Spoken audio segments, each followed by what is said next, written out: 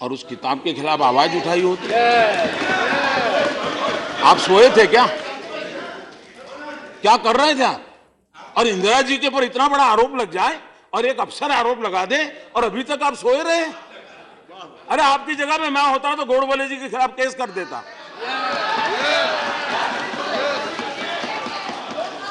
लेकिन आपने नहीं किया। आज जब गोडबोले जी की किताब की चर्चा हो रही है तो आपको जरा, लेकिन आज स्पीच इज ऑन रिकॉर्ड। आज उसकी स्थिति थोड़ी और आगे बढ़ी है। भाई बैठ जाइए प्लीज। जब वांचू कमेटी ने रिपोर्ट दिया था, जब वांचू कमेटी ने रिपोर्ट दिया था तब काला धन, नगद, वहीं तक समस्याएं सीमित थी।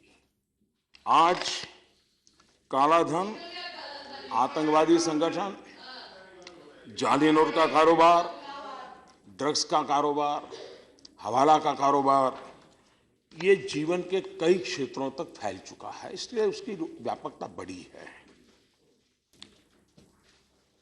जिस समय 8 नवंबर को निर्णय किया तो जाली नोट का वापस आने का सवाल ही नहीं उठता था। कोई छोटी बैंक होगी और अगर साधन नहीं होगे, अगर घुस गया होगा तो रिजर्व बैंक तलाश करेगी, लेकिन जाली नोट का तो उसी समय न्यूट्रलाइज हो गई और इसलिए उसके हिसाब अगर किसी के पास है तो आश्चर्य होता है कि वो कैसे है इनके पास। जाली नोट तो उसी समय न्यूट्रलाइज हो जाती है।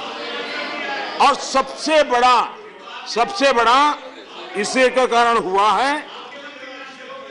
और आपने एक टीवी खबर भी देखी होगी, दुश्मन देशों में जाली नोट का जो बहुत बड़ा कारोबार करने वाले को आत्महत्या करनी पड़ी थी। ये टीवी न्यूज पर बहुत बड़े दिन चला था।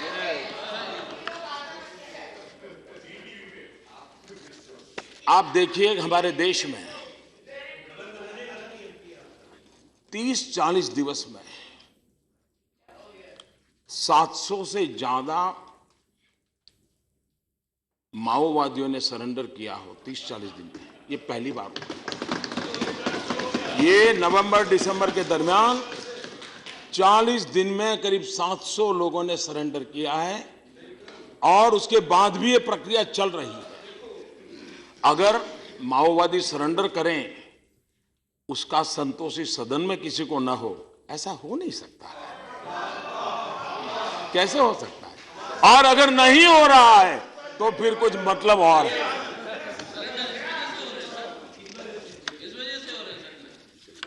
उसी प्रकार से अब उसमें तो आप ज्यादा मार्गदर्शन कर सकते हैं।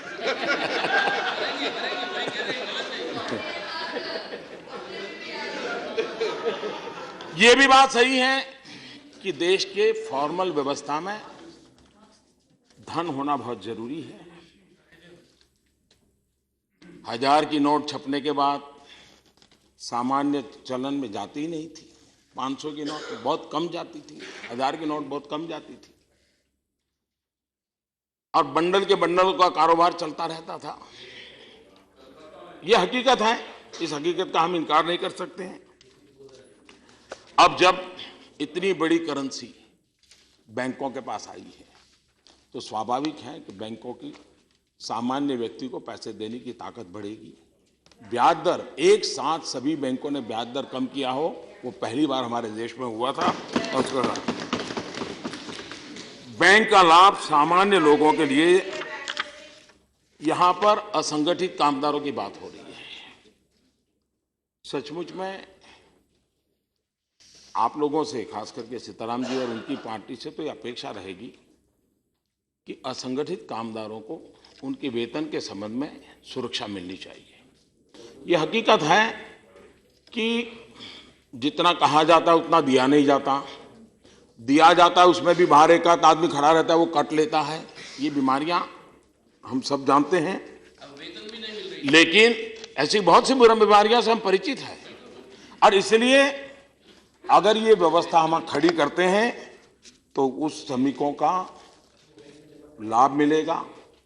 समय रहते ईपीएफ के साथ भी जुड़ेंगे, ईएसआई स्कीम के साथ भी जुड़ेंगे। श्रमिकों को एक बहुत बड़ी सुरक्षा इसके कारण संभव बनने वाली है और उस दिशा में हमारा प्रयास है। असम के टी बागान का एक उदाहरण मैं देना चाहता हूं। वहां की सरकार ने थोड़ा इनिशिएटिव लिया। चाय बाग में काम करने वाले मजदूरों के लिए उन्होंने बैंक के खाते खुलवाए, करीब 60 लाख। मोबाइल ऐप पर उनसे कारोबार करना सिखाया। शुरू में यूनियन वालों ने मना किया, नहीं कैश पैसा देना पड़ेगा, क्योंकि उसमें बाकी चीजें जुड़ी हुई थी। इसके कारण इन चाय बागान के मजदूरों को पूरा वेतन मिलने लगा, कट गया, और उस इलाके में उनका कारोबार सुरक्षित हुआ। एक बहुत बड़ा अच्छा एक्सपीरियंस है और मैं समझता हूं कि इसको हमने उसी प्रकार से नोटबंदी के संबंध में कोई विदेशी अखबार को कोट करते हैं, कोई विदेशी अर्थशास्त्रियों को कोट करते हैं। एक ऐसा फलक है कि अगर आप 10 कोट करेंगे तो मैं 20 कर सकता हूं। आप अगर 10 महापुरुषों के कोट कर सकते हैं, 20 कर। ये इसलिए हो रहा है कि विश्व में इसका कोई पैरेलल ही नहीं है। दुनिया में कहीं इतना बड़ा और इतना व्यापक निर्णय कभी हुआ नहीं, और इसलिए दुनिया के अर्थशास्त्रियों के पास भी इसका लेखा जोखा करने का कोई मापदंड नहीं है। ये एक बहुत बड़ा दुनिया के अर्थशास्त्रियों के लिए, दुनिया की यूनिवर्सिटीज के लिए ये बहुत बड़ा केस स्टडी बन सकता है। और भारत ने कितना बड़ा निर्णय किया है, इसका भी उसी प्रकार से जन सामान्य, देश की जनशक्ति क्या होती है। और इस सदन में बैठे हुए सभी महानुभावों से कहना चाहता हूं कि इस नोटबंदी के बाद समाजशास्त्री जरूर अध्ययन करेंगे। पहली बार देश में हॉरिजॉन्टल डिवाइड उभर करके आया है। और जब मैं हॉरिजॉन्टल डिवाइड कहता हूं, जनता जनार्दन का मिजाज एक तरफ और नेताओं का मिजाज दूसरी तरफ। वे जनता से इतने कटे हुए हैं, पहली बार हमें संतोष होना चाहिए। आमतौर पर सरकार जब कोई निर्णय करती है तो जनता और सरकार आमने सामने रहती है, बाय एंड लार्ज कोई भी सरकार हो। ये पहली ऐसी घटना है कि कुछ लोग तो उधर थे लेकिन सरकार और जनता साथ साथ थे। उसी प्रकार से इस बात का हम लोगों को गर्व होना चाहिए। हो सकता है आपकी कठिनाइयां कुछ होगी, लेकिन इस बात को हमने समझना होगा और विश्व के सामने हम गर्व के साथ कह सकते हैं कि इस देश के 125 करोड़ लोग ऐसे हैं, वो अनपढ़ हो सकते हैं, शिक्षा शायद न भी मिली हो, जैसा आप वर्णन करते थे, जो रिपोर्ट कार्ड अभी दे रहे थे आप कि ऐसा है, ऐसा है, ऐसा है, वो सब होते हुए भी ये देश है जो अपनी भीतर की बुराइयों से बाहर निकलने के लिए मेहनत कर रहा है, तड़प रहा है। ये कोई भी राजनेता हो, दल कोई भी हो, ये हम लोगों के लिए गर्व का विषय है कि इस देश में ऐसे जन हैं, ऐसे नागरिक हैं जो अपनी बुराइयों को खिलाफ लड़ने के लिए, कष्ट झेलने के लिए तैयार होते हैं, कठिनाई झेलने के लिए तैयार होते हैं और बुराइयों से निकलने के रास्ते खोज रहे हैं। और इसलिए हमने भी इस बात को समझना होगा।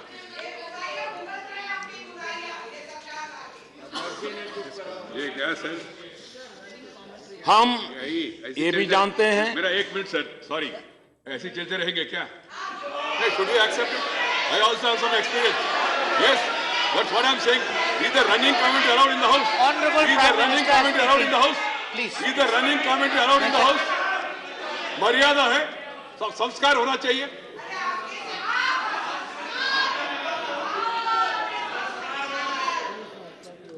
Order, please. सभापति महोदय जी, Please, silence.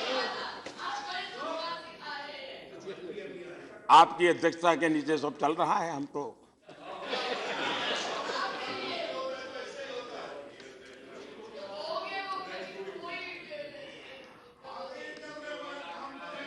पिछले सत्र में Silence, please. मनमोहन सिंह जी ने अपने विचार रखे थे।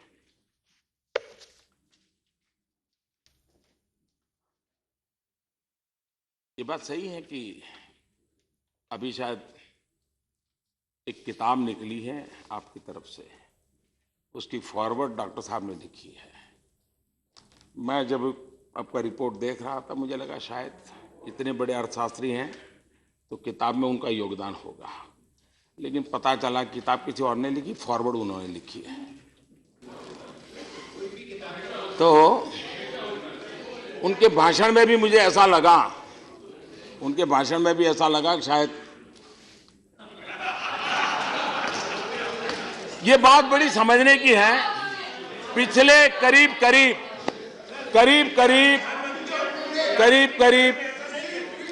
30-35 साल से शर्मा जी बैठ जाइए. Please sit down. Please sit down. करीब Please sit down. 30-35 साल से Please. जो शब्द मैं बोला भी नहीं वो समझ Stop गए। interrupting, please. Please sit down. जो शब्द मैं बोला नहीं उसका अर्थ समझ गए, ये बड़ी गजब की बात है जी।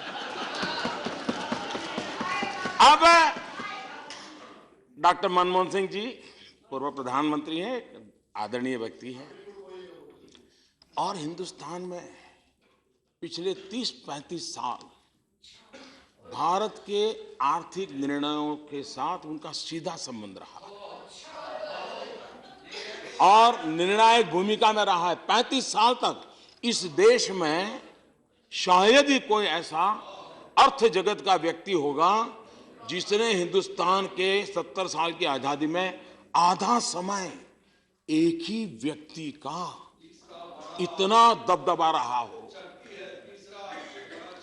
और कितने घोटालों की बातें आई,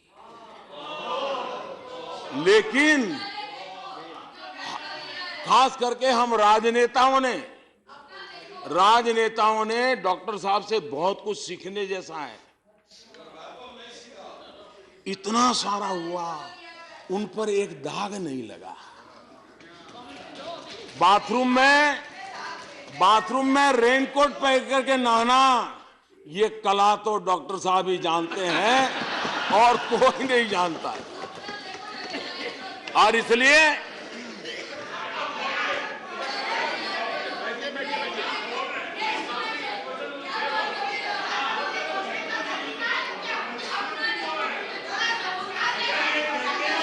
बैठ जाइए.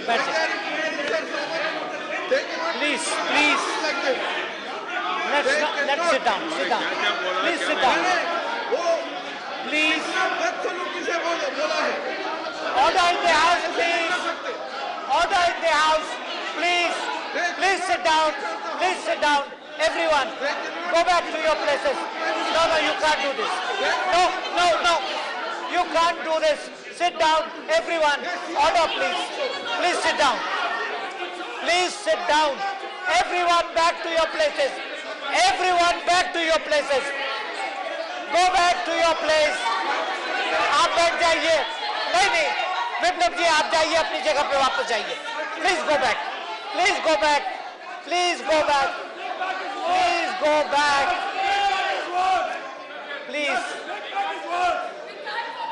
Please, I am appealing to the honorable members. Please sit down. Please.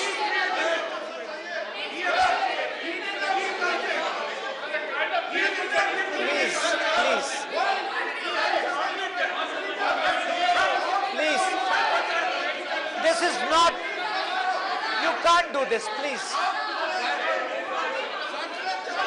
Sit down. Everybody sit down.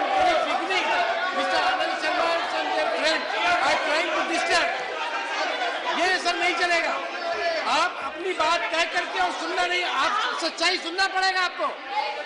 आप सच्चाई. Please go back to your place. आप सच्चाई सुनना पड़ेगा. Please, no, please go back to your सच्चाई तो आपको Please go back to your सुननी place. पड़ेगी. Please go back to your सच्चाई आप place. बिना सुने भाग रहे हैं. I appeal to honorable members to sit down.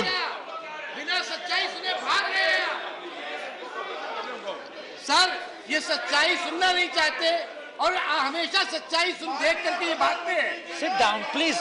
Please sit down. Please sit down. Please sit down. Please sit down. इतनी गंदी बातें कही गई हमारे प्रधानमंत्री के बारे में. Please maintain the decorum of the house. Doctor साहब ने क्या कहा नोटबंदी के बारे में? हम लोग चुप रहे. भाई आप लोग क्या कर रहे I हैं? request you, please. I request you to go through the records. The Prime Minister was called as Hitler. The Prime Minister was called as Mussolini. The Prime Minister Which was called as record are you referring to? Yes, it happened in this house. The same party. Appropriate the same people. action What would are have the- been taken. What are they trying to preach us? Please don't do Nonsense this. मत कीजिए. Don't do हमको सिखाइए मत. Let us concentrate Inside the house and on outside the house. proceedings कितना अपमान now. किया प्रधानमंत्री Please, का. Venkaya ji. I am very sorry, sir. Bad I am time. very Bad time. sorry, sir. The chair should keep the sentiments of the all sides of the house. They have insulted the Prime Are you Minister. suggesting that it is not? Are you suggesting that? No, I never said it. You understand our pain. I understand The Prime everybody's Minister, sentiment. the Prime Minister who has been elected Will by you the please sit complete down, majority of the Venkaya house, ji? the entire world Venkaya is appreciating ji, the Prime please. Minister. And these people call Prime Minister by Please name. sit down. They are Please sit divided. down. They are divided. They are Everybody confused. sit down. Everybody sit down. No, go back to your place. Just go back to your place. Everybody sit down. Please. That's enough.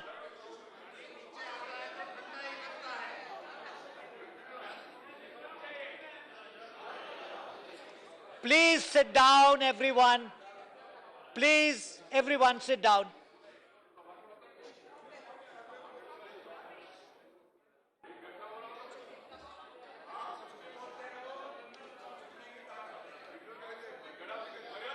Honorable Prime Minister, please.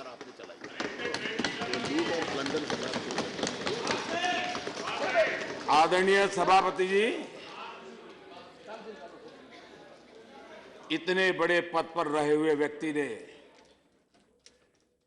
सदन में जब लूट और blunder जैसे शब्द प्रयोग किए थे तो 50 बार उधर भी सोचने की जरूरत थी कि मर्यादा अगर लांघते हैं तो सुनने की भी तैयारी थी और हम उसी कॉइन में वापस देने की ताकत रखते हैं जी और संविधान की मर्यादाओं में रह करके करते हैं। लोकतंत्र का आदर करते हुए करने वाले लोग हैं, लेकिन किसी भी रूप में पराजय स्वीकार ही नहीं करना,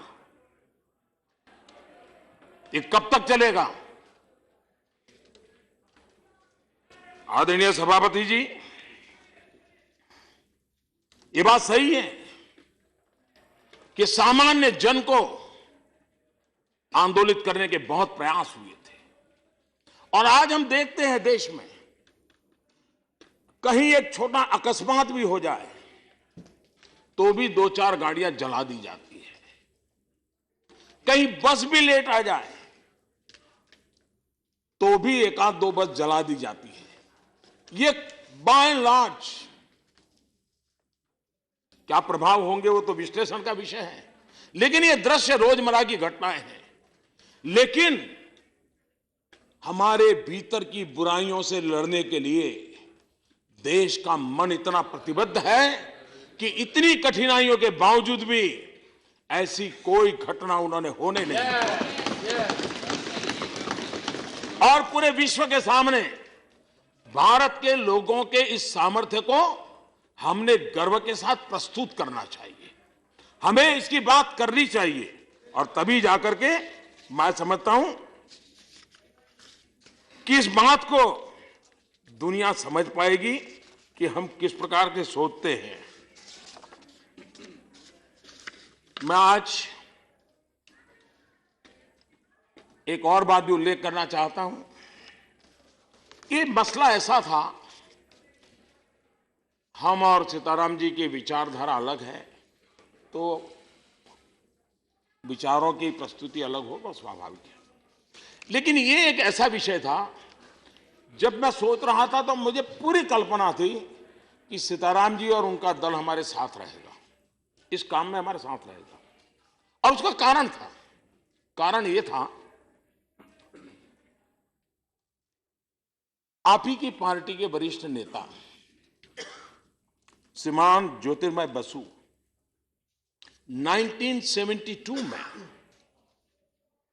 उन्होंने वांचू कमेटी का रिपोर्ट हाउस में रखने के लिए बड़ी मांग की और बहुत बड़ा उन्होंने लड़ाई लड़ी थी। सरकार मानती नहीं थी, उसको प्रस्तुत नहीं कर रही थी। आखिरकार वो एक कॉपी ले आए, उन्होंने खुद ने टेबल पे रखी, उन्होंने खुद ही ज्योतिर्मय बसु जी ने उस रिपोर्ट को टेबल पे रखा, प्राइवेट मेंबर कराते हैं। और उनका जो भाषण हुआ था उस दिन, वो आज भी बहुत प्रस्तुत है।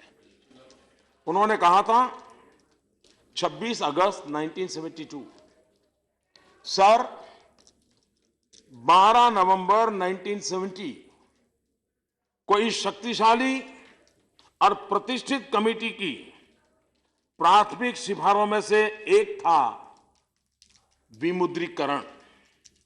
सर, श्रीमती इंदिरा गांधी काले धन के दम पर ही बची हुई है। उनकी राजनीति काले धन से ही जीवित है।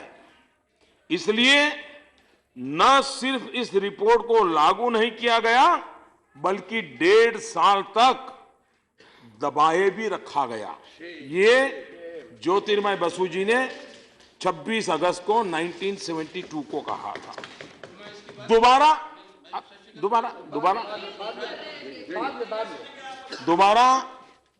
4 सितंबर 1972 लोकसभा में भाषण करते हुए ज्योतिर्मय बसु जी ने कहा था, मैंने विमुद्रीकरण और अन्य उपायों की सिफारिश की है। मैं अब उन्हें दोहराना नहीं चाहता। सरकार को ईमानदारी के साथ लोगों का सहयोग करना चाहिए, लेकिन प्रधानमंत्री श्रीमती इंदिरा गांधी और उनका सरकार का चरित्र है एक ऐसी सरकार जो काले धन की है, काले धन द्वारा है और काले धन के लिए है। ये 1972 की बात मैं कर रहा हूं जी। और कम्युनिस्ट पार्टी के नेता 4 सितंबर 1972 को ये कहा है। इतना ही नहीं, सीपीएम के वरिष्ठ नेता हरकिशन सिंह जी सुरजीत, उन्होंने 27 अगस्त 1981 इसी सदन में उन्होंने भाषण दिया और उन्होंने कहा, काले धन पर लगाम लगाने के लिए क्या सरकार वाकई कोई गंभीर कदम उठाना चाहती हैं? क्या 100 रुपये के नोट को बंद करने जैसे फैसले लिए जा सकते हैं? ये सवाल सुरजीत जी ने भी इसी सदन में 1981 में उठाया था। और इसलिए खास करके लेफ्ट से मेरा आग्रह है कि आप इस लड़ाई में हमारा साथ दीजिए, और आप देंगे, मैं आशा करता हूं। आप अपने विचार व्यापक रूप से जरूर रखते रहे हैं, लेकिन ये काम ऐसा है जिससे आप अलग हो ही नहीं सकते। आपका कैरेक्टर ऐसा नहीं है, लेकिन फिर भी नहीं, बात पे कर देना भैया। अरे पूरी जिंदगी पड़ी है आपके पास, भी कहीं से न कहीं से आ जाओगे।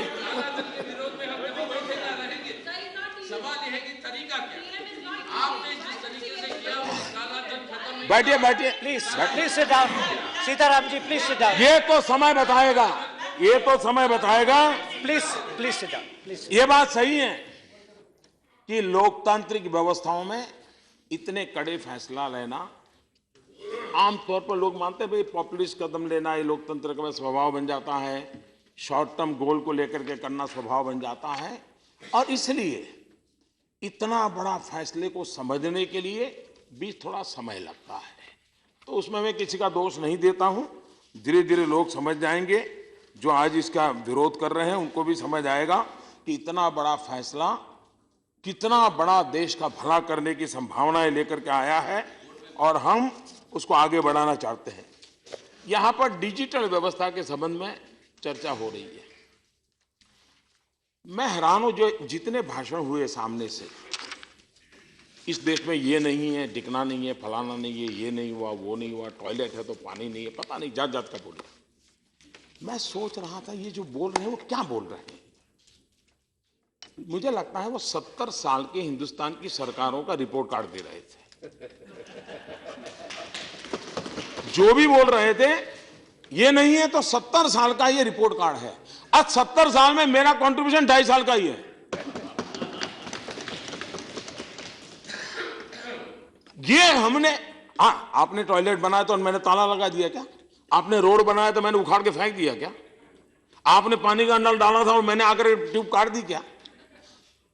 ये हकीकत है। कोई ये नहीं कहता है कि हिंदुस्तान के हर कोने में डिजिटल व्यवस्था है। कौन कहता है? सवाल ये है कि माइंडसेट बदलने के लिए जहां संभावना है वहां हम इसको कर सकते हैं कि नहीं कर सकते हैं। मान लीजिए दिल्ली शहर में संभावना है, चलो भाई दिल्ली से शुरू करो। हम लोग पॉजिटिव कुछ कंट्रीब्यूट करो। बिहेवियरल चेंज का विषय है। अगर कलकत्ता के लोगों के पास मोबाइल फोन है, कलकत्ता में लोगों के पास अगर डिजिटल कनेक्टिविटी, वहीं तो शुरू करो।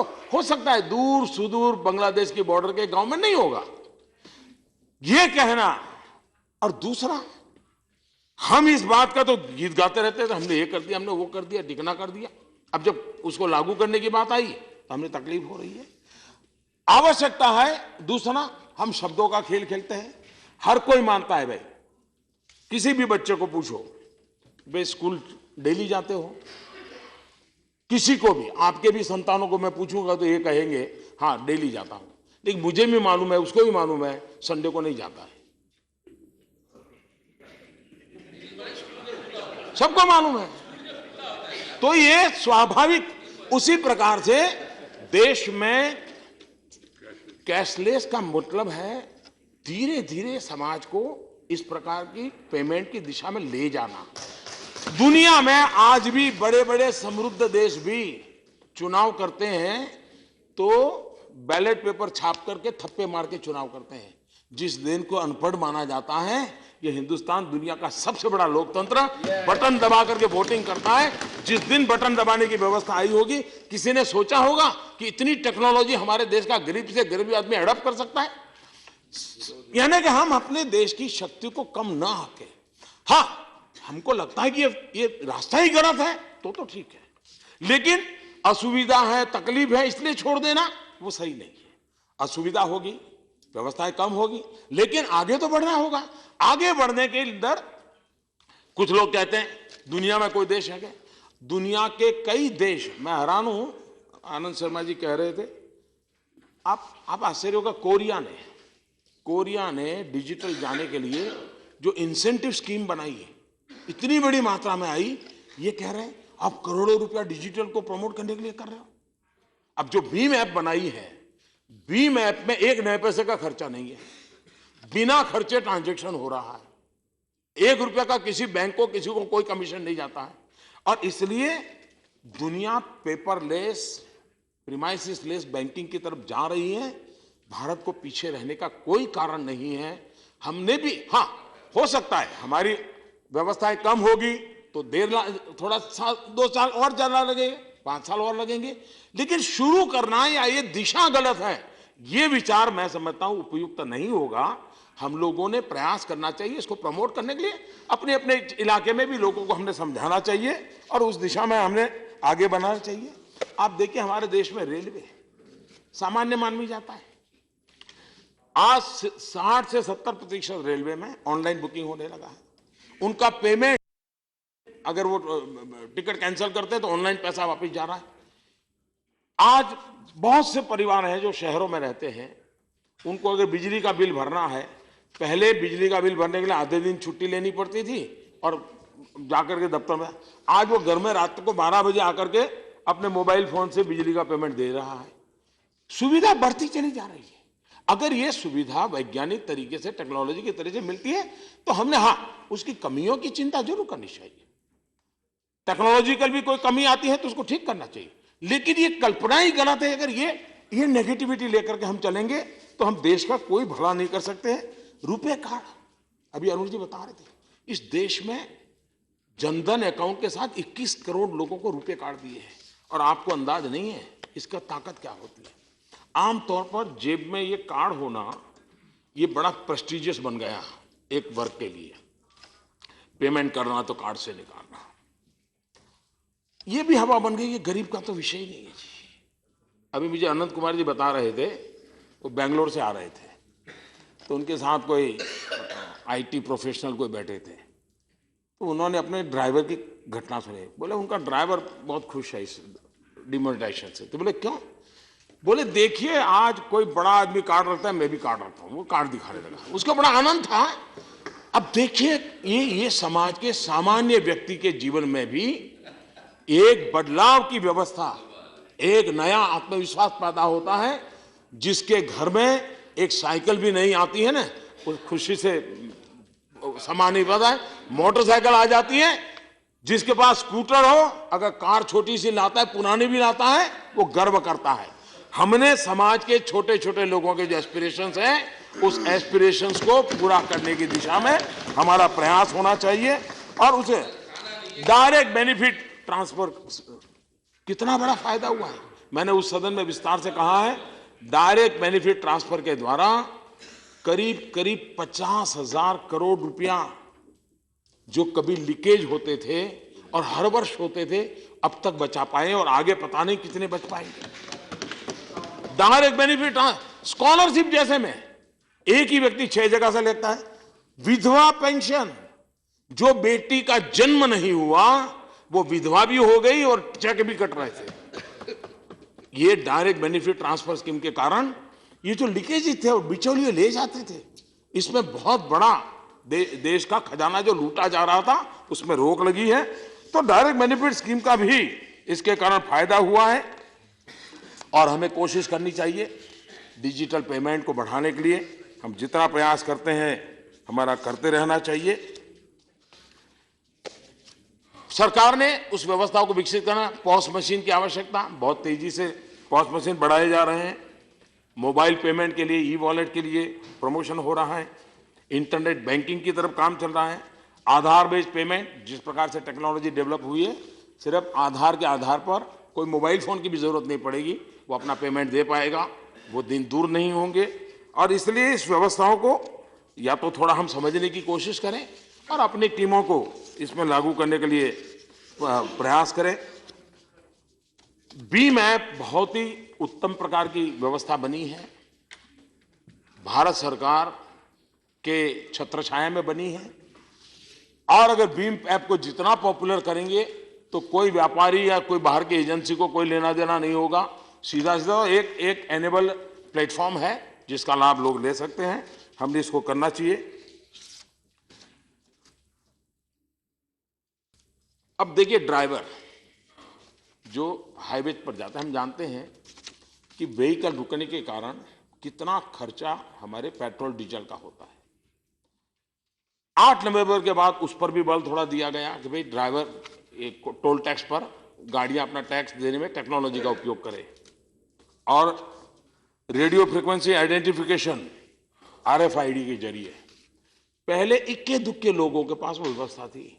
इतने कम समय में आज करीब करीब 20% ट्रैफिक ये RFID के द्वारा पेमेंट करता है। कार आती है, सीधा उसका रजिस्ट्रेशन हो जाता है, बैंक में डिलीवर हो जाता है, उसको रुकना नहीं पड़ता, चली जाती है। ये अगर बढ़ेगा, देश का कितना पेट्रोल बचेगा। और हमारे देश में टोल टैक्स पर यह स्थिति बनी है।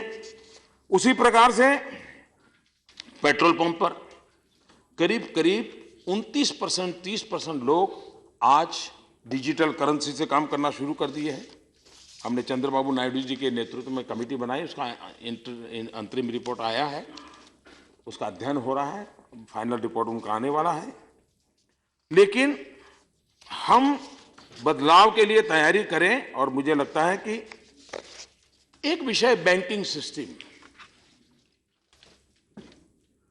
अगर आप कुछ भी कहते हैं तो फिर मैं कहता हूं वो रिपोर्ट कार्ड है, पुरानी कार्यकाल का वो रिपोर्ट कार्ड है।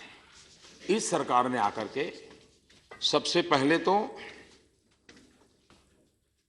एक डेट रिकवरी ट्रिब्यूनल की रचना की 6, ताकि बैंकों में जो डेट, इस सरकार ने इनिशिएटिव लिया, बैंकों में जो अपॉइंटमेंट होती थी उसके लिए कोई नियम नहीं थे, ऐसे ही चल रहा था, घिसी-पिटी व्यवस्था थी।